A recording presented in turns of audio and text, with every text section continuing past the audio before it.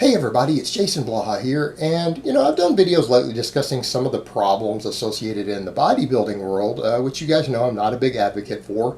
And I always have people come in and say, Jason, yeah, bodybuilders use stuff, but so does everyone else. Isn't it prevalent in most professional sports at this point?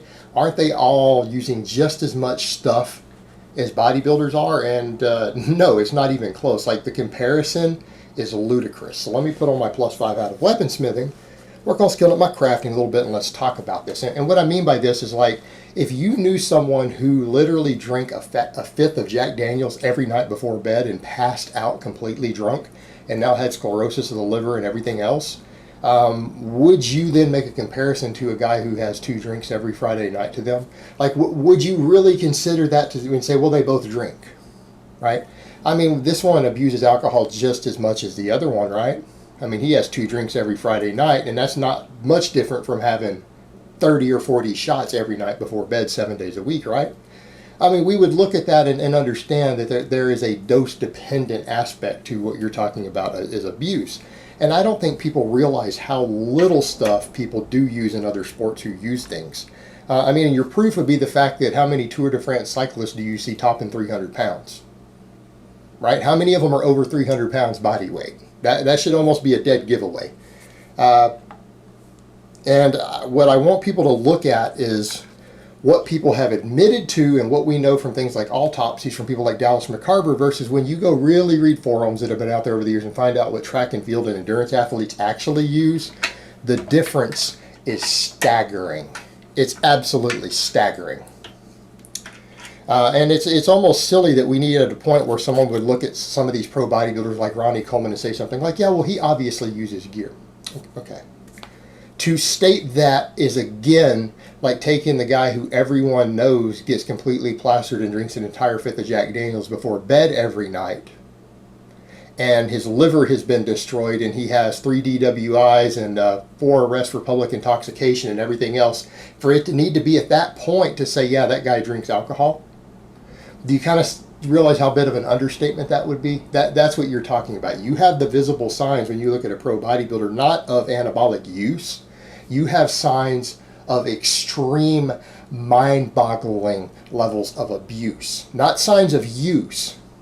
Okay, that's not signs of use. That is signs of mind-boggling amounts of abuse. That person is a walking chemistry experiment who uses 100 times the therapeutic dose on a lot of substances. In other words, using doses that could be as high as 50 times to 100 times what a doctor would even prescribe in a medical environment. Literally. Not exaggerating, I mean that literally. And what I mean, let's take guys like Lance Armstrong and then other endurance athletes. You guys know what's a common amount of stuff for endurance athletes to use, or track and field athletes when they could get around testing easier, was up to 200 milligrams of testosterone and maybe 1 unit, maybe 2 units of growth hormone. And things like EPO thrown in to increase red blood cell count, right? That was actually the stack of Lance Armstrong. That's what he admitted to, and I believe that is about what he used, around 200 milligrams of testosterone. All right, a replacement dose for someone who needs TRT is about 100 to 150. So 200 milligrams will take a person a normal testosterone range and increase it about 50 to 100%, right? So about 1.5 to up to double what a normal healthy male would be at, right? So up to double at the most extreme. Growth hormone would be maybe double what the body would produce at that. All right, and that sounds like a lot. Let's look at what people have admitted to. Jerry Ward. Remember the conversation I had with him, and I posted that stuff up when he kind of betrayed me, talked a lot of smack about me. I put his stack up that we had discussed in private. 2,000 milligrams of anabolics with test and everything. 2,000, not 200, 2,000. He was using something like, what, about 6 units of HGH plus some IGF-1 and other stuff, right? All right, so now we're at something like 3 to 6 times the amount of growth hormone that a endurance athlete would use, right? And 10 times the androgens, total testosterone and androgens, tenfold. We've now gone tenfold over. Well, what does that mean? That means that his testosterone levels would be somewhere between 7 and 10 times that of a normal person. 7 to 10 times a normal person. Not 1.5 to 2, 7 to 10. Now dealing with 5 to 6 times the amount of growth hormone that would be in their system. Right? Do you see the difference here? And that's just Jerry Ward. That's Jerry Ward. Remember the Rich Piana death cycle? 4,500 milligrams, 4.5 grams, not 2,000, not 200, 4,500, plus all the other stuff, the growth, IGF-1, everything else. You see where we're going here? Can we really compare that? I mean, let's take someone like Jerry Ward. No one thinks of Jerry Ward even at his biggest, because this is while he was on YouTube. This was during the BioGrow days, right? This was during the BioGrow days. 2,000, not 200. Now, does anyone want to look at what he used and then say, well, that's just a little bit more than some of these other athletes are in the same ballpark? They're both abusing. That is the difference. Okay, that's the difference between you taking 1 shot before bed every night and taking 10 shots before bed every night, because it was 10 times the amount. 1 shot of alcohol versus 10 shots of alcohol. Which of those is going to be considered more of a level of abuse by a psychologist, a medical doctor, or anything else? All right, dose dependent. 10 times. 10 times. Perspective. All right, we take Dallas McCarver's autopsy. We'll get into the testosterone in a second. I know a coach personally who isn't a legitimate NPC coach, who was personal friends with Dallas McCarver, and I remember him telling me that he knew that as far as HGH Dallas was taking, and that was the reason he had some of the stuff with his forehead going on, up to 18 to 20 units of growth hormone a day. So we've gone from the 1 to 2 for endurance athletes to around a 6 for Jerry Ward, and I think it was 6 to 8 for Rich Piana, right? Up to now 18 to 20. That is basically increasing growth hormone in the body by 20-fold. At least 20-fold to 25-fold. So now, Dallas McCarver, and that one's not provable, that's hearsay, but I don't find it unbelievable given the other stuff and given the person I know. I don't think he would make it up. He could have. I don't believe he'd make it up. But that's not the big deal, because that's not as extreme as the other. Anyone know what Dallas McCarver's blood serum testosterone was on the autopsy? 55,000 nanograms per deciliter, right? 55,000 nanograms per deciliter. You know the reference range is 300 to 1,000, right?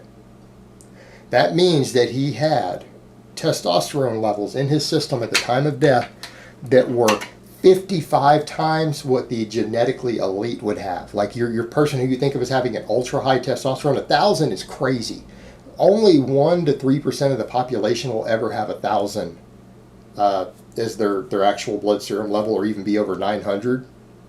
That is like a genetic outlier almost. That's what some of your really, really gifted athletes, that's where they're at, right?